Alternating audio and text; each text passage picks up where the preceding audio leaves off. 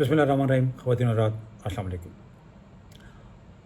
अफ़गानिस्तान एक तवील जंग में से गुज़रा है और उसकी आवाम भी उन्होंने एक तवील अरसा दहाइयों पे मुहित उसमें से वो गुज़रे हैं जो बड़े तकलीफ़ दे लम्हात होते हैं। इसी सिलसिले में एक कमेंट्स मेरे पास आए थे एक वीलॉग पे कि ये जो अभी तब्दीली हुई है इसने क्या असरात डाले हैं आम आवाम के ऊपर, लेकिन मैं उसके ऊपर तो आने वाले किसी प्रोग्राम में बात करूँगा कि तालिबान के आने से क्या असरात हुए, नेगेटिव पॉजिटिव दोनों को देखते हुए।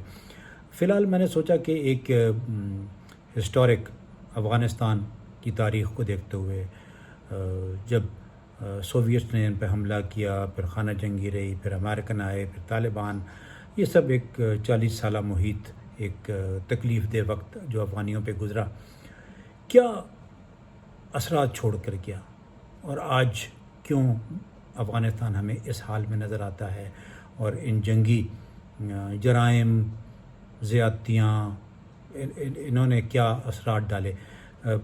देखिए, कुछ चीज़ें तो पहले साफ साफ बताते चलें कि जी सबसे ज़्यादा तो इंसानियत को नुकसान हुआ, ह्यूमन लाइफ लॉस। बहुत सारे लोग शहीद हुए, हलाक हुए दोनों तरफ से। उसने बहुत सारे ख़वातीन बेवा हुई, बहुत सारी बच्चियों के बाप, भाई, बहन, भाई सब ज़िंदगी से हाथ धो बैठे। किसके लिए? उस जंग के लिए जो शायद उनकी नहीं थी। एक जंग तो थी उनकी जिसको हम सोवियत वॉर कहते हैं, लेकिन उसमें भी कम्युनिस्ट और जो इस्लामिस्ट था उसको देखते हैं। तो लेकिन जो भी हम कहें, दोनों सूरतों में इंसानी ज़िंदगी का बहुत बड़ा ज़िया हुआ। लाखों की तादाद में लोग मरे इन 40-42 सालों में।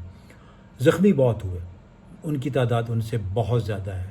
ज़ख्मी क्यों मैं शुमार करना चाहता हूँ, इसलिए कि बहुत सारे लोग आज आप वहाँ जाकर देखें जिन्होंने अफ़गानिस्तान में कुछ वक्त गुजारा हो, तो आपको लिम्ब लॉस, किसी की पाँव नहीं है, किसी की टांग नहीं है, किसी का बाजू नहीं है, किसी की आँख नहीं है, किसी की उंगलियां नहीं हैं, जिस्म का कोई ना कोई हिस्सा डैमेज हुआ है और वो लाइफ लॉन्ग उसको उठा के फिर रहे हैं, कैरी कर रहे हैं उस तकलीफ़ दे एक सानहा जो उनके ऊपर से गुजरा।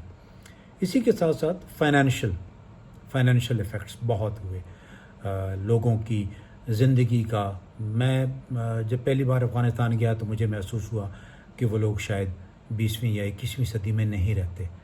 वो अभी तक शायद 17वीं या 18वीं सदी में रह रहे थे। वहाँ पर जो उनके रहने सहने का तरीका था, उनके मकान, उनकी मार्केट्स, उनके घरों के रहने का इंतज़ाम, उनकी जो भी चीज़ें देखें वहाँ पर, वो आपको किसी भी सूरत में 20वीं 21 सदी की इवन डेवलपिंग कंट्रीज़ के बराबर भी नहीं थे। ये किस चीज़ की वजह से हुआ? ये इस वजह से हुआ कि वहाँ पर अमेरिका, रूस और इन दोनों की मुसल्लत जंगों की वजह से वहाँ पर जो इक़्तिसादी हालात थे वो कभी भी बेहतर नहीं हो सके। तो वहाँ पर जो तरक्की होनी थी वो कैसे होगी अगर आप जंग की हालत में होते हैं। ये एक बहुत बड़ा नुकसान उनकी जिसको कहते हैं एग्रीकल्चर, उनकी ज़राअत। अफ़गानिस्तान एक, याद रखिएगा, अफ़गानिस्तान एक एग्रो बेस्ड इकॉनमी और एनिमल हस्बेंड्री बेस्ड इकॉनमी हुआ करती थी, लेकिन उसी में वो फ्लरिश कर सकते थे अगर वक्त के साथ साथ चीज़ें बेहतर होती। वहाँ पर कैनाल सिस्टम बहुत अच्छा है, वहाँ पर इरिगेशन अच्छी होती है, वहाँ पर फ्रूट्स बहुत अच्छे उगते हैं, लेकिन वक्त के साथ साथ चीज़ें उगती तो नहीं, लेकिन उनकी मार्केट कटेल होती रही, जंग होती रही, जंग में लोग मरते रहे। इसलिए वो जो इलाका जो कि पहले ज़्यादा काश्त हुआ करता था वो कम होता गया। एक ये हुआ, बिज़नेस नहीं हो सका, डेवलपमेंट नहीं हो सकी। और इसी के साथ साथ जो इंसानी ज़िंदगी के ऊपर जुल्म हुआ वो हुआ उनकी तालीम और उनकी सेहत। ये दो चीज़ें तालीम में सारे शामिल आते हैं। तालिबान को शामिल करते हैं तो एक नया रुख नज़र आता है हमें ख़वातीन की तालीम का, लेकिन उससे पहले की तालीम बहुत अच्छी थी। 60s में जब आप देखते हैं वहाँ की यूनिवर्सिटीज़ को देखते हैं, वहाँ के कॉलेजेस को देखते हैं, बहुत अच्छे थे। लोग बाहर तालीम के लिए जाया करते थे। लेकिन 80s ऑनवर्ड जब रशियन इन्वेजन आती है, उसके बाद खाना जंगी आती है, फिर तालिबान और उसके बाद अमेरिकन इन्वेजन ऑफ 20 ایئرز، اس تمام میں سب سے زیادہ نقصان میرا خیال ہے ان کے تعلیم، اس کے تعلیم کے انفراسٹرکچر، اس کی ڈیولپمنٹ، اس کی بہتری، اور اسی کے ساتھ ساتھ صحت، اسپتال، اسٹوڈنٹس، وہ جنہوں نے تعلیم حاصل کر کے ڈاکٹر بننا تھا وہ کہاں ہوا.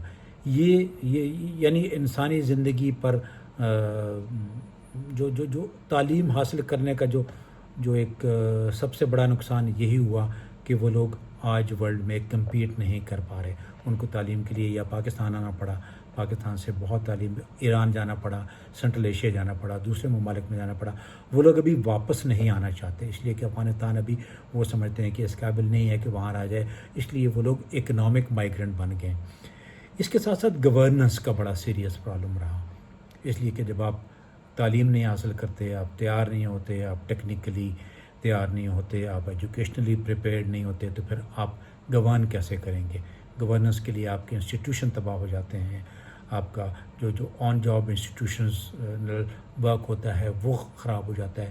ان تمام چیزوں نے بہت جس کو کہتے ہیں نقصان پہنچایا. لیکن ایک اور جو سب سے زیادہ انٹرسٹنگ بھی ہے اور سب سے زیادہ الارمنگ بھی رہا، افغان سوسائٹی انٹیلیجنس ایجنسیز کی موجودگی میں. آپ یہ سوچئے کہ جب 78 سے لے کر تو 2022 تک دنیا کی ہر انٹیلیجنس ایجنسی وہاں پر موجود تھی، چاہے وہ پاکستانی تھے، ایرانین تھے، سنٹرل ایشین تھے، سوویٹ تھے، امریکن تھے، انڈین تھے. ہر انٹیلیجنس ایجنسی اپنا اپنا کام کر رہی تھی، including Europeans and Israelis too, جس کی وجہ سے افغان سوسائٹی میں آپ کو ہر شخص کسی نہ کسی ایجنسی کے ساتھ کام کرتا ہوا نظر آیا، کسی کی فیور میں، کسی کی اگینسٹ. لیکن افغان سوسائٹی ٹوٹلی ڈپینڈنٹ ہو گئی دو چیزوں پہ، ایک انٹیلیجنس ایجنسیز کے ساتھ کام کرنے. اسی لیے آپ کو جب یہ ہمارے کن نکل رہے تھے تو آپ نے ایک چیز محسوس کی، بہت سارے لوگوں نے ویزا لیا اور وہاں سے نکل کے. یہ وہی لوگ تھے جن میں سے آپ بڑی آسانی سے گن سکتے ہیں کہ وہ جو ان کے لیے کام کر رہے تھے، کچھ نکل گئے، کچھ رہ گئے اور کچھ نکلتے رہیں گے. اسی کے ساتھ ساتھ جو دوسری چیز ہوئی وہ یہ ہوا کہ سوسائٹی میں پولرائزیشن بڑھی. طالبان کے آنے سے یہ پولرائزیشن بنی، جب ایک پشتون فنامنا وہاں پر ایمرج ہوتا ہے. تو افغانستان میں ڈویژن، ریلیجس ڈویژن نہیں ہے. میں نے پہلے بھی آپ سے کہا تھا ایک بار کہ افغانستان میں جو تقسیم ہے وہ ایتھنک ڈیوائڈ ہے، پشتون نان پشتون ڈیوائڈ ہے. تاجک، ازبک، ترکمین، ایمک، ہزارہ یہ ایک طرف ہو گئے اور طالبان جن کو پشتونوں کا نام دیا گیا وہ دوسری طرف ہو گئے.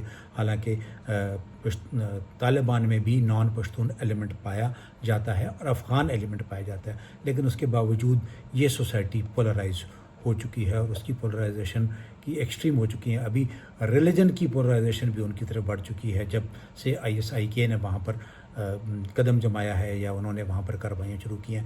تو بیسیکلی میں آپ کو آج صرف یہی بتانا چاہ رہا تھا کہ جو 40 سالہ جنگ تھی، دونوں خانہ جنگی اور ایکسٹرنل وار، انٹرنل وار دونوں، اس نے ملا کر سب سے زیادہ نقصان حکومتوں کو، سیاستدانوں کو، ان بڑے وار لارڈز کو نہیں بلکہ عام انسانوں کو پہنچایا. کس صورت میں؟ تعلیم کی صورت میں، صحت کی صورت میں، کاروبار کی صورت میں، زندگی کو ہارنے کی صورت میں، زخمی ہو کر زندہ رہنے کی صورت میں، بیواؤں، یتیموں اور جس کو کہتے ہیں جسم کے کچھ حصے کھونے کی صورت میں. تو وہ سوسائٹی جو اس طرح ٹوٹی ہوئی ہو، وہ سوسائٹی جو اس طرح نقصان دہ رہی ہو، اس سوسائٹی سے ہم اتنی جلدی تبدیلی کیوں ایکسپیکٹ کرتے ہیں؟ اور اس سوسائٹی کو ہم کیوں دنیا ایک مارشل پلان نہیں دے سکتی؟ دنیا کیوں آج بھی اس زمین کو استعمال کرنا چاہتی ہے اپنے فائدے کے لیے؟ چاہے وہ چین ہے، روس ہے، امریکہ ہے، ایران ہے، پاکستان ہے، انڈیا ہے، ہم سب اس زمین کو اپنے فائدے کے لیے استعمال کرنا چاہتے ہیں، اپنے ویسٹڈ انٹرسٹ کے لیے استعمال کرنا چاہتے ہیں. افغان کو کوئی نہیں دیکھ رہا. ہم افغان کو نیگیٹیولی ہمیشہ لیتے ہیں کہ وہ بڑا نیگیٹو ہے. وہ کیوں نیگیٹو ہے اس کے بارے میں سوچئے گا، اس لیے کہ 40 سال کی جنگ کے بعد آپ ان سے کیا ایکسپیکٹ کرتے ہیں. مزید بات ہوگی انشاءاللہ اگلی بار کہ طالبان کے آنے سے وہاں پر کیا تقسیم ہوئی اور اس کا کیا نقصان ہو رہا ہے. Thank you very much. اللہ حافظ.